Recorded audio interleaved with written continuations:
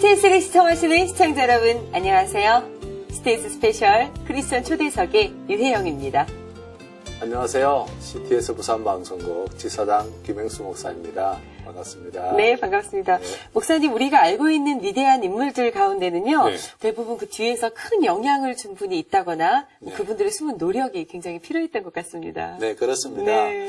좋은 결과를 얻기까지는 누군가의 희생과 봉사가 반드시 따른다는 것입니다. 그렇죠? 네, 그렇습니다. 오늘 크리스찬 초대석에서도 그런 역할을 잘 감당하고 계신 분 모셨는데요.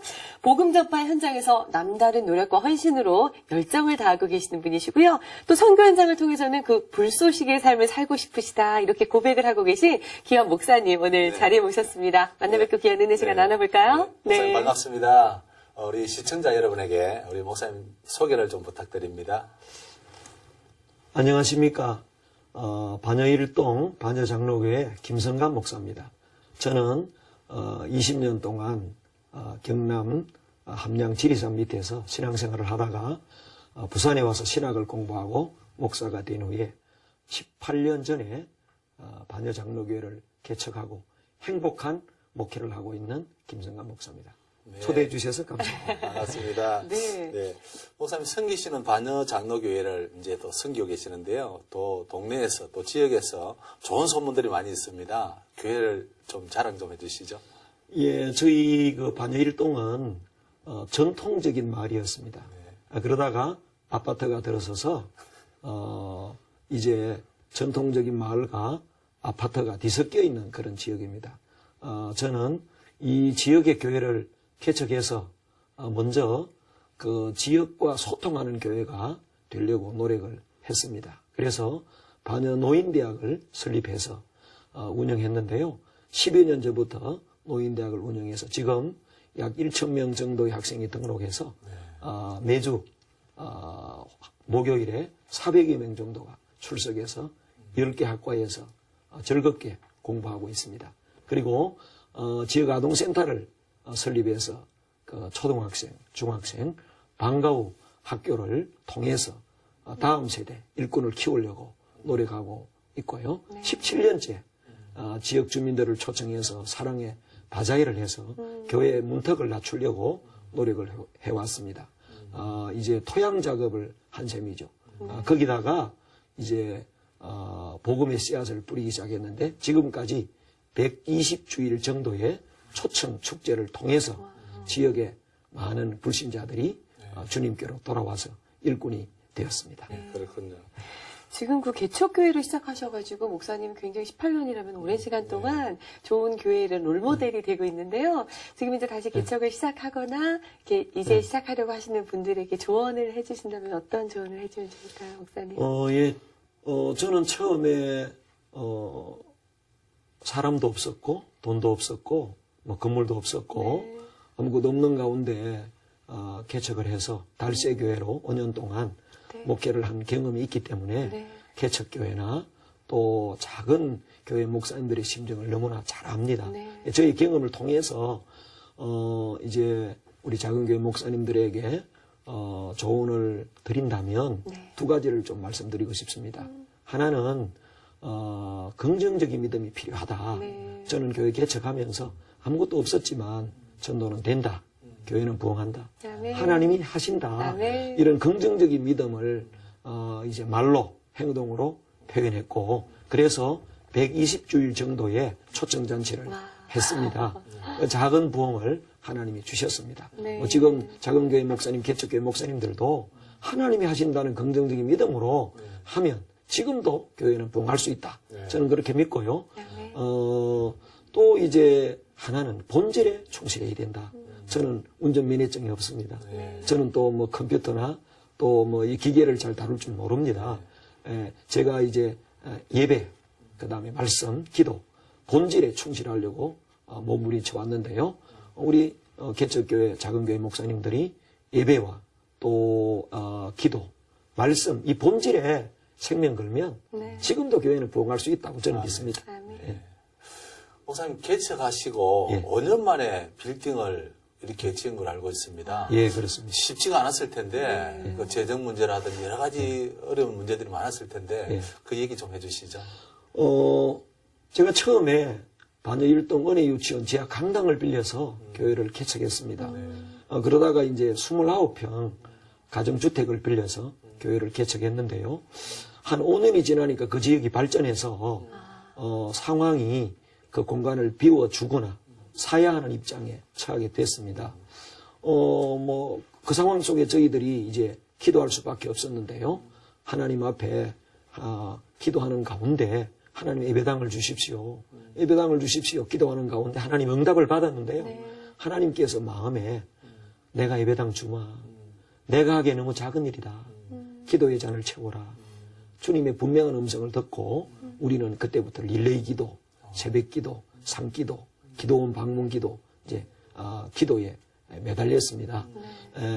그러나 빨리 예배당이 이렇게 건축되지는 않았습니다. 그래서 제가 이제 경제적인 문제가 있기 때문에 하나님 앞에 하나님 보아스를 붙여 주십시오. 라고 이제 기도를 또 했습니다. 하나님께서 보아스를 이제 붙여 주셨는데 우리 은행이라고 하는 보아스를 붙여 주셔서 이제 우리 교인들의 헌금과 우리 은행이 협력해서 개척 5년차에 시작된 예배당 건축이 이제 6년차에 완성이 됐는데 지하 1층, 지상 5층, 783평 예배당을 건축하게 됐습니다. 네. 대지가 몇 평입니까? 대지는 240평이고요. 240평. 예, 이제 6층 건물 지하 1층, 지상 5층으로. 네. 하나님이 하시니까 은행을 통해서도 일하시네, 그죠? 예, 그렇습니다. 참. 우리 그 예배당 공간이 지어지지 않았다면 네. 참 부흥하기 어려웠을 것인데 하나님이 선물로 예배당을 주신 것 같습니다.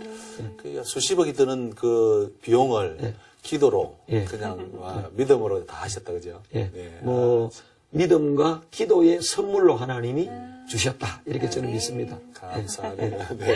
네, 너무 은혜로운 이야기 나눠주셨는데요. 목사님 그 18년 동안 목회를 하시다 보면 우리 귀한 성도님들 굉장히 많이 만났다고 들었습니다. 예, 그렇습니다. 그 귀한 간증들, 은혜들 좀 나눠주시겠습니까? 저는 특별히 참 잊을 수 없는 분들이 많습니다. 네. 그 중에 첫째는 우리 개척 멤버들입니다. 예. 그때 평신도로 함께 개척에 참여했던 몇 가정이 저희 교회에 남아있는데요. 그분들이 이제 안수 집사님, 또 장로님이 되시고 권사님이 되셨는데 18년 동안 한결같이 변함없이 저의 사역에 배필이 되어서 봉사해주고 있습니다. 저는 우리 개척 멤버들 잊을 수 없는 분들이고요. 또 잊을 수 없는 분들은요, 가톨릭에 있다가 불교에 있다가 또 세상 종교에 있다가 개종을 해서 예수를 믿고 권사가 되고 우리 교회 전도왕이 되고 또 봉사부장이 되어져서 노인대학에 수백 명 밥을 하고 또 매주일 수백 명의 밥을 즐겁게 하면서 봉사하는 우리 근사님들 잊을 수 없고요. 또 정말 저희 마음에 감동을 주면서 눈물을 흘리게 한 분들, 잊을 수 없는 분들이 있는데요. 제가 아프리카 선교를 시작하고 난 다음에 수년 동안 휴지를 주어서 어렵게 모은 돈 1,000만 원을 우리 정집사님이라는 분이 저에게 가지고 와서 선교비로 쓰라고. 그때 저는 그 1,000만 원의 봉투를 받고 참 마음속에 감격의 눈물을 흘렸는데 아마 제 목회 평생 잊을 수 없는 분이 아닌가 생각이 되고요. 그리고 제가 아프리카 선교운동을 시작했을 때 우리 근사님 한 분이 암 진단을 받고 나온 수천만 원의 그 진단금을, 보험금을 선교를 위해서 내놓을 때 정말 저는 감격의 눈물을 흘리지 않을 수 없었고요. 그 돈이 아프리카에 교회가 세워졌고 지금 학교가 세워져 가고 있습니다. 그리고 이제 지난 여름에 단기 선교 중에 딸을 잃은 우리 최용 집사님 부부를 잊을 수가 없는데요. 그 시험에 빠질 수밖에 없는 상황에서도 오히려 교회를 걱정하고 목사님을 걱정하고 목사님 힘내라고 격려하는 참 그 집사님 부부를 저는 잊을 수가 없습니다. 특별히 저기 청년 중에 소아마비 청년 얘기 좀 해주시죠. 예. 네. 우리 교회가 개척하고 작은 교회였을 때 항상 길가 나무 밑에서 그 쉬고 있는 우리 장애인 청년이 있었습니다. 우리 청년들이 교회로 이제 전도를 했습니다. 근데 교회 와서 너무나 신앙생활을 즐겁게 열심히 하는 것이었습니다. 1년에 성경을 10도 기상하고 얼마나 믿음 생활을 열심히 하는지 우리 교회 아주 모범 성도가 됐습니다. 근데 그 어머니는 절에 열심히 다니는 이제 보살님이셨어요. 네. 그 아드님을 교회 데려다주고 자기는 교회 나오지 않고 절에 가고 그러기를 수년간 했는데 어느 연말에 저를 만나서 목사님 내년 초부터 제가 교회 나올 겁니다. 그 약속을 하셨어요. 그리고 해가 바뀌었는데 이 어머니가 교회를 나오기 시작해가지고요. 저희 교회 집사님이 되고 또 분회장을 했던 분인데 전도왕이 되시고요. 또 봉사부장이 되시고요. 네. 우리 교회 아주 보물 같은 일꾼이 되셨습니다. 네, 잊을 수 없는 또 과정이죠. 그리고 제가 이제 전도사 때 네. 길거리에서 고등학생을 전도했는데 이 학생이 교회를 열심히 잘 나와서 나중에 이제 일반 대학을 졸업하고 신학대학원을 졸업하고 목사가 됐습니다. 그리고 저희 교회에 와서 13년 동안 함께 봉사하고 있는 부목사입니다. 아름다운 얘기들입니다. 네. 목사님 이렇게 말씀을 듣다 보니까요. 목사님 신학을 안 하셨으면 어쩌실 뻔했을까. 이렇게 행복하게 즐기시면서 하나님의 일을 하고 계신데요. 목사님 어떻게 신학을 하게 되셨어요? 계기가 어떻게 되나요? 저는 모태신앙입니다. 네. 어릴 때부터 신앙생활을 교회 생활은 열심히 했죠. 네. 그 주변에서 목사가 되면 잘할 거라고 신학을 가도록 건면했습니다. 네. 근데 저는 그 목회 길이 너무나 두렵고 또 자신이 없었습니다. 그래서 아주 피해 다녔죠. 두 가지 이유 때문인데요. 하나는 전도고요. 하나는 새벽기도였습니다. 저는 교회 옆집에 살았기 때문에 목사님의 생활을 너무나 잘합니다. 그래서 목사님들 목회 가운데 가장 힘든 것이 새벽기도라는 걸 제가 어릴 때부터 네. 목격을 했었거든요. 그래서 제가 목사가 된다고 생각을 하니까 내 인생의 새벽은 끝났구나. 아찔하더라고요. 그래서 제가 목사가 될 수 없겠다. 아주 이제 피해 다녔고요. 또 하나는 전도였습니다. 저 혼자 교회 열심히 다니는 걸 얼마든지 하겠는데 괜히 전도하다가 욕 듣고 손가락질 당하고 그거 참 못 하겠더라고요. 그래서 제가 목회자가 되지 않으려고 몸부림쳤는데 제가 20대에 성경을 공부하다가 주님을 만나고요. 깊은 말씀을 만나는 경험을 했습니다. 네, 그래서 이제 신학을 갔고요. 신학을 가고 난 다음부터는 뒤돌아보지 않고 나는 다시 태어나도 목사가 되겠다 하는 그런 마음으로 행복한 목회를 하고 있습니다. 네. 요즘 새벽기도 힘드세요? 새벽기도가 전혀 힘들지 않고요. 예, 지금 제가 깨닫는 것은 하나님이 우리에게 축복의 통로를 크게 두 가지 주셨다면 하나는 전도가 축복의 통로, 또 하나는 새벽기도가 축복의 통로다. 지금은 새벽기도와 전도가 축복의 통로라는 사실을 저는 체험적으로 확신하고 있습니다. 아멘. 그 두 가지가 그 목회의 성공을 이끄는 것 같아요. 네. 저희 이제 목회의 초점이 기도 목회, 네. 전도 목회. 한 가지 더 한다면 말씀 중심의 목회라. 이렇게 볼 수가 있겠습니다. 예. 목사님 새벽 기도하는 열정이 대단하신데요. 이제는 어느 정도 개척하신 지도 이제 오래되셨고 목회 안정적으로 가고 계시는데 그래서 이제는 눈을 돌리신 것이 아프리카 선교로 이렇게 눈을 돌리셨어요. 어떻게 아프리카 인연을 맺게 되셨는지 궁금합니다, 목사님. 이건 저의 의도적인 그 발걸음은 아니었고요. 저희 교회에서 이제 최초로 중국에 선교사님을 파송했었습니다. 5년 동안 우리 김전현 선교사님이 중국에 선교하시다가 중국의 여러 가지 여건으로 아프리카 우간다로 가시게 됐습니다. 그리고 제가 이제 우간다로 가신 지 1년 차에 이제 아프리카를 방문하게 됐는데요. 거기서 이제 엄청난 충격을 받았습니다. 제가 아프리카를 방문하고 바로 그 다음날 아주 현장 교회 7시간을 차를 타고 갔는데요. 캄캄한 밤에 전기도 없는 예배당에 남포동 하나를 켜놓고 예배를 100여 명이 드리는데 아주 제가 무서움도 느꼈고요. 또 그 먼지가 날리는 가운데 뛰면서 열정적으로 노래하는 그 모습을 보고 아주 충격을 받았고 그 다음 날은 풀밭에서 밤에 예배 드리는 그 교회 방문해서 설교를 하고 그리고 또 이제 고아들을 돌보는 교회를 방문한 적이 있는데요. 이 고아들이 땅바닥에 잠을 자고 천 하나를 덮고 잠을 자고 있는 그런 카세야 고아원 교회를 제가 방문하면서 마음에 너무 충격과 아픔을 느꼈습니다. 그리고 차를 타고 오는데 제 마음속에 하나님의 내적인 음성이 들렸습니다. 건너와서 아프리카를 도우라.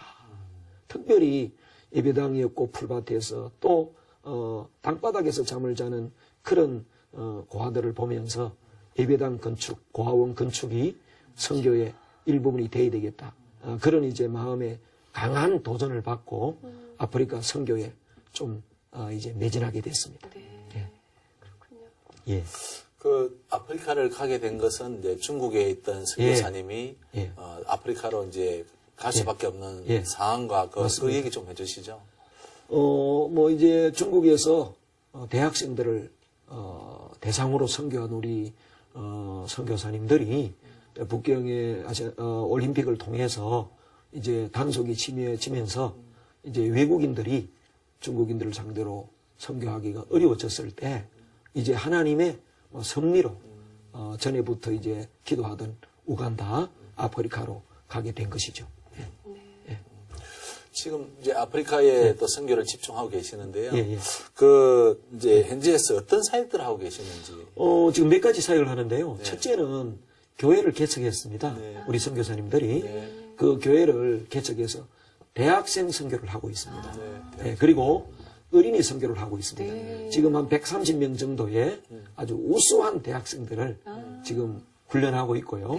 한 200여 명 정도의 주일학교 아이들을 이제 키우고 있습니다. 그리고 우리 이제 선교사님이 중국에 선교하다가 가셨기 때문에 중국의 제자들이 함께 합류해서 지금은 10몇 명의 선교사들이 연합으로 사역을 하는데 이제 우간다에서 목회자 성경 재교육 세미나를 1년에 몇 번씩 하면서 성경을 가르치는 운동을 하고 있고요. 그 다음에 지금은 이제 예배당 없는 교회, 예배당 건축 운동을 하고 있고요. 이제 고아들을 위한 그 고아원, 유치원. 이제 지금은 이제 학교 건립을 위해서 또 이제 여러 가지로 준비하고 노력하고 있습니다. 네. 학교 건립이라면은 뭐 이렇게 초등학교, 중학교 이런 걸 말합니까? 대학교도 지금 저희들이 생각하는 것은 일단 고아원을 짓고 그 아이들을 교육하기 위해서 유치원이 필요하고요. 이 아이들이 자라감에 따라서 또 이제 지속적으로 교육하려고 하면 초등학교가 필요하고요.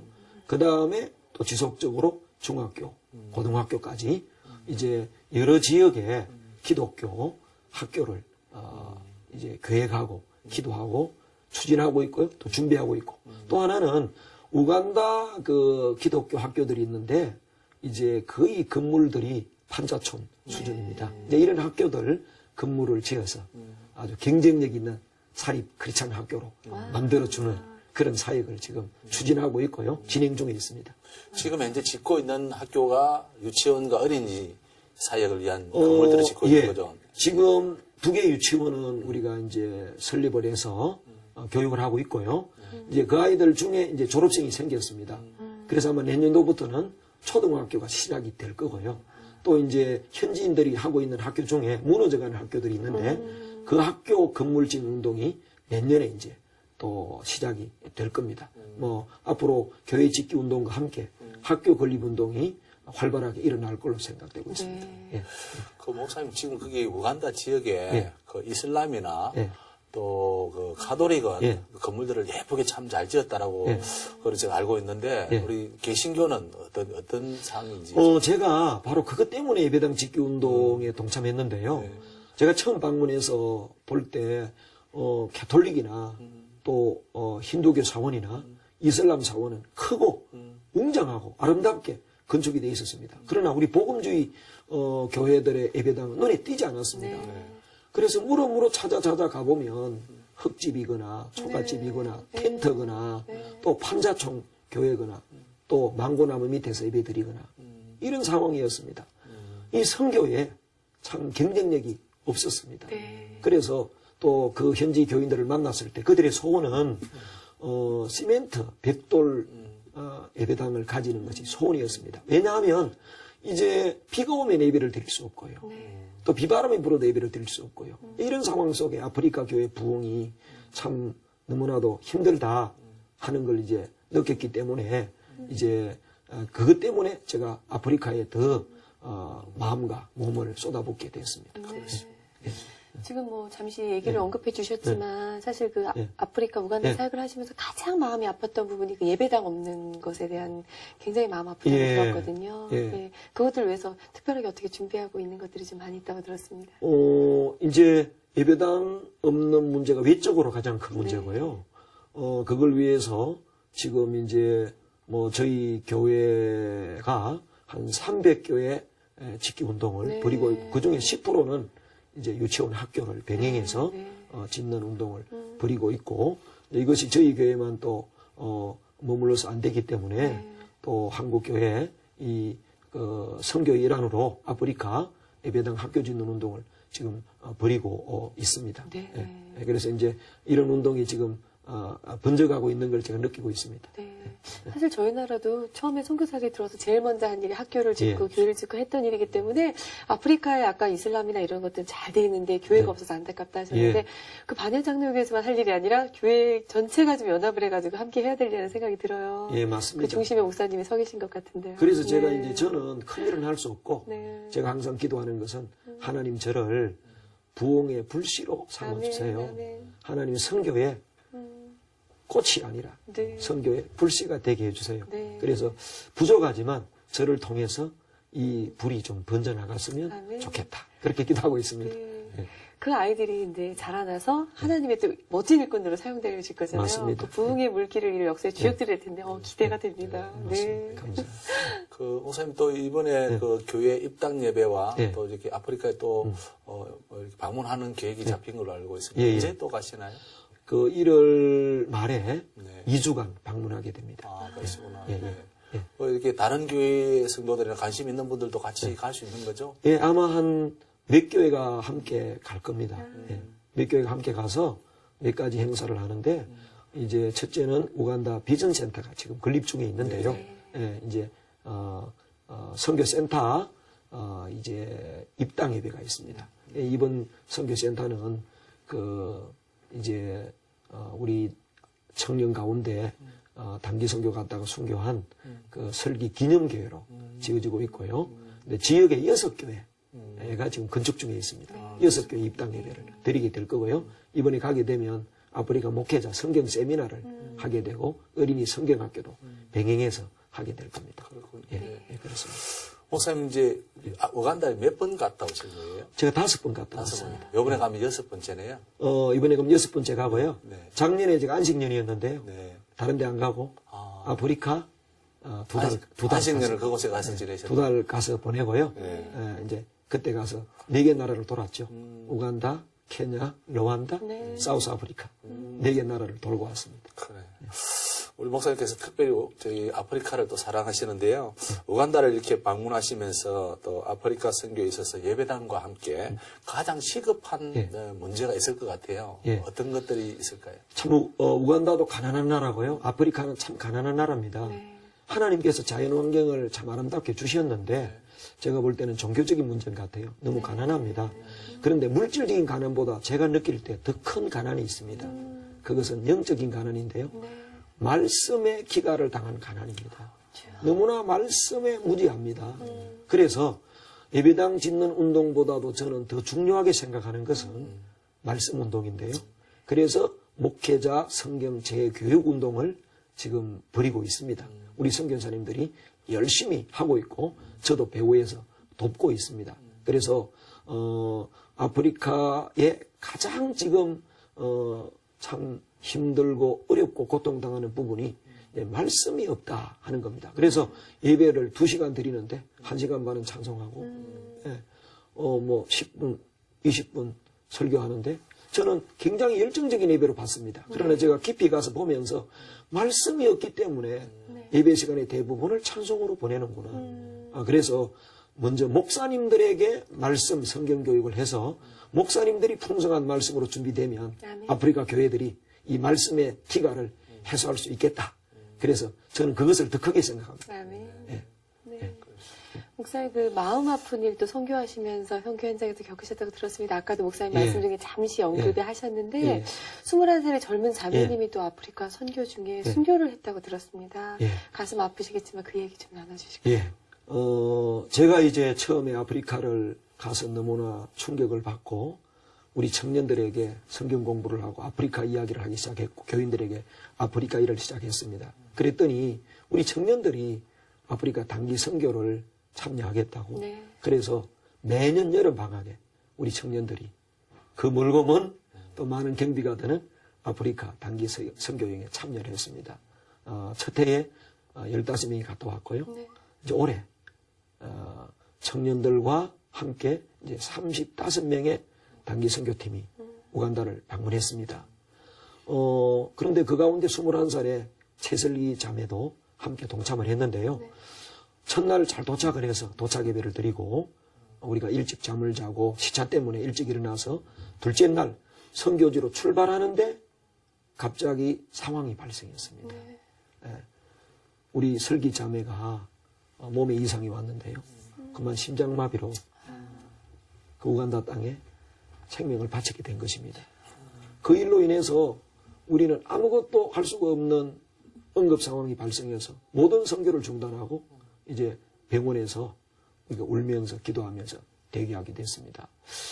이 상황을 한국에 알려야 되는데 부모님에게 알려야 되는데 저는 참 어떻게 알려야 될지 입이 떨어지지 않았습니다. 네. 그러나 주저하고 있을 수가 없어서 결국에 전화기를 들고 설기 아버지 집사님에게 전화를 했는데 무슨 말을 해야 될지 몰랐습니다.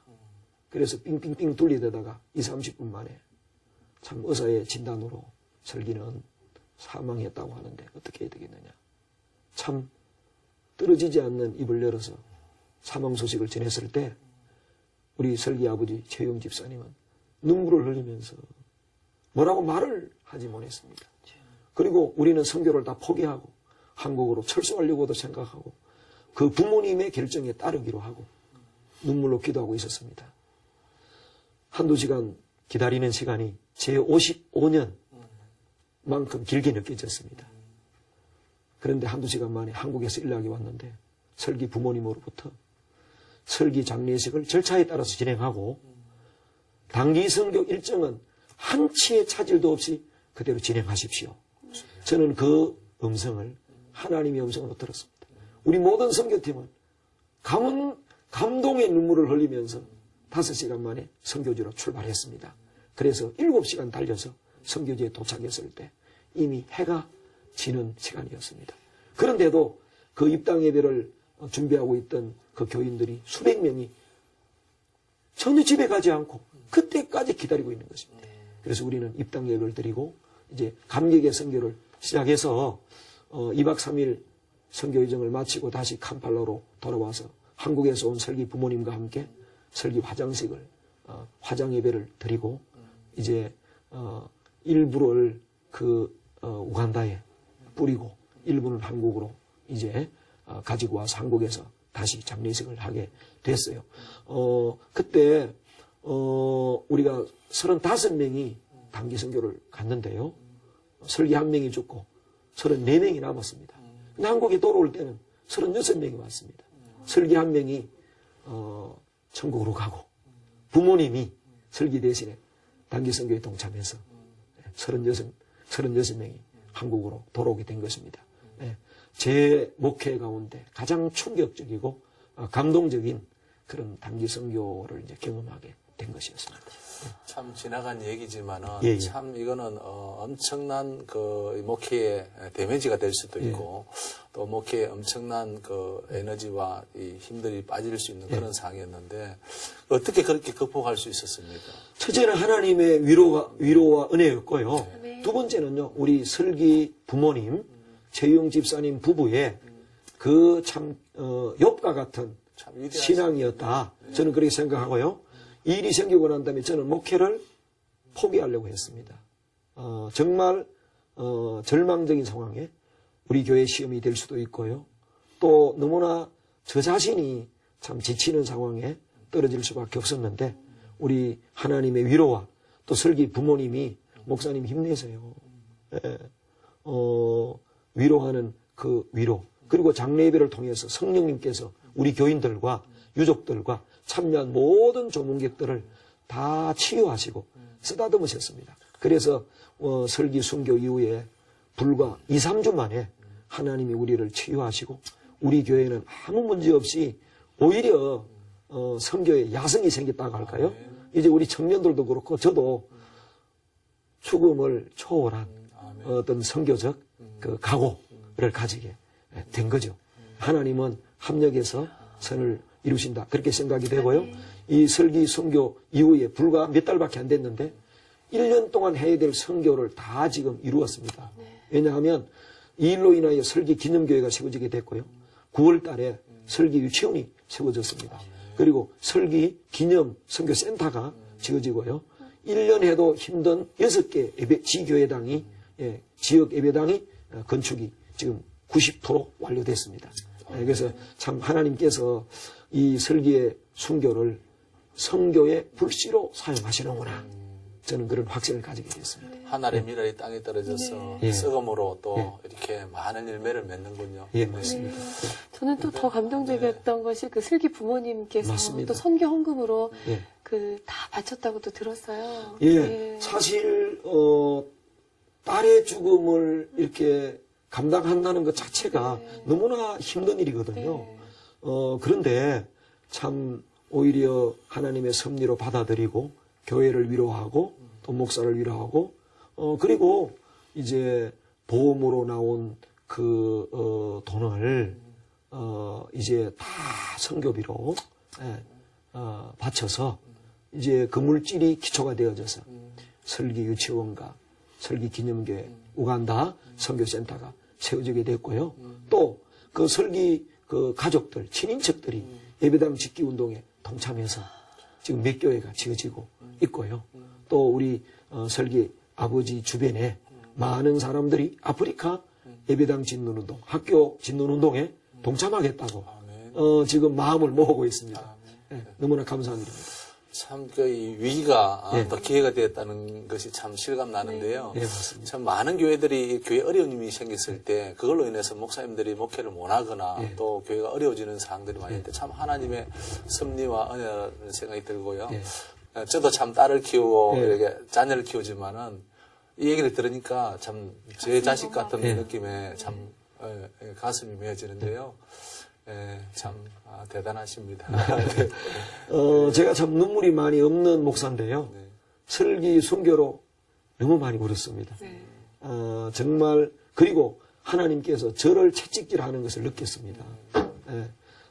이 제자 양의 순교를 보면서 제 목숨을 조금도 아까워하지 않고 아프리카 선교를 위해서 바쳐야 한다고 하는 하나님의 어떤 그 내적인 음성을 들었다고 할까요? 이 설기가 바로 저를 선교의 불쏘시개로 살 수 있도록 채찍질했다 이렇게 볼 수 있습니다.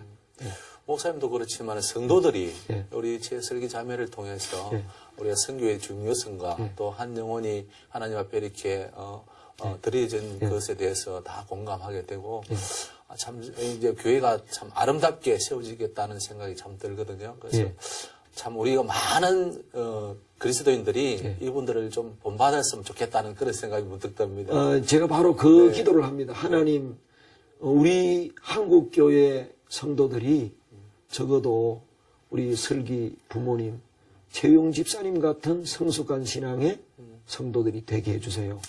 저는 그 기도를 하고 있습니다. 우리가 선교 2세기를 맞았고 적어도 이제 우리 한국교회 성도들이 그 정도의 신앙은 돼야 되지 않겠느냐. 제 기도 제목입니다. 이 설기 자매가 이렇게 순교당하기 전에 그냥 막연하게 이렇게 갑자기 단기 선교를 간 것이 아니라 평소에도 그 우간다를 가슴에 품고 기도를 해왔나요? 제가 청년회를 직접 지도하고 있거든요. 그래서 우간다를 자주 가기 때문에 우간다 이야기를 많이 하고 동영상을 보여주는 가운데 가슴 속에 참 우간다를 사랑하는 마음을 품게 됐습니다. 그리고 이제 부모님과 대화한 거 보면 또 경건일지를 보면 그런 기록들이 있습니다. 우간다를 사랑하고 그리고 또 우간다를 가고 싶고 어떻게 보면 별 할 일이 없는 것 같지만 제가 하나님 앞에 기도하는 가운데 설기는 우간다 선교의 그 불씨로 사명을 다했다. 저는 마음의 응답을 받았습니다. 그리고 그 뒤에 열매들이 그렇게 맺혀지는 걸 보면서 설기의 사명은 완료되었다, 완성되었다. 그걸 제가 깊이 느끼고 있습니다. 네. 우리 목사님 이제 설기 얘기는 또 다음에 또 듣기로 하고요. 우리 목사님 또 이 목회 철학이 있을 것 같아요. 네, 한 말씀 해주시죠. 저는 교회를 개척하면서부터 가장 중요하게 생각한 것이 예배였습니다. 저희 목회 철학은 예배에 초점을 두는 것이었습니다. 예배를 잘 드리는 그런 교회로 또 그런 목회자로 그래서 우리 교회는 살아있는 예배, 모범된 예배 드리는 것을 이제 첫 번째 목표로 잡고 노력하고 있고요. 또 하나는 저는 개척할 때부터 주는 교회, 베푸는 교회, 나누는 교회를 이제 슬로건을 내걸고 작지만 그래서 노인대학도 지역 주민들과 나누고 또 비전센터도 그리고 지금 이제 국내에 저희들이 오래되지 않았지만 4개 교회를 개척했습니다. 부목사님들이 나가서 개척하거나 또 다른 분이 개척하도록 그리고 또 이런 정신을 가지고 오다 보니까 저 아프리카에도 좀 하나님께서 작은 것이라도 나누도록 하시지 않느냐 그런 생각이 들고요. 또 하나 있다면 저는 처음부터 불신자 전도, 불신자를 대상으로 한 목회를 꿈꿔왔습니다. 그래서 처음부터 전도 중심의 교회를 목회를 해왔고요. 그래서 지금까지 120주일 정도 전도잔치를 통해서 교회가 조금씩 성장해 왔습니다. 목사님은 마음이 참 따뜻하신 것 같아요. 이런 예수님의 마음을 닮은 분이 아닌가 하는 생각이 드는데 우리 목사님에게 하나님은 어떤 분이신지 좀 나눠주시겠습니까? 여러 가지로 이제 말씀드릴 수 있겠습니다만은 저의 삶과 저의 모든 목회들을 통해서 실질적으로 저에게 부딪혀 오는 그 하나님은 나의 가는 길을 세밀하게 한 걸음 한 걸음 인도하시는 하나님이다. 우리 그 내비게이션이 자동차가 가는 길을 인도하듯이 아주 세밀하게 한 걸음 한 걸음 한 걸음을 다 인도하시는 하나님이다. 저는 아주 깊이 느끼고 있습니다.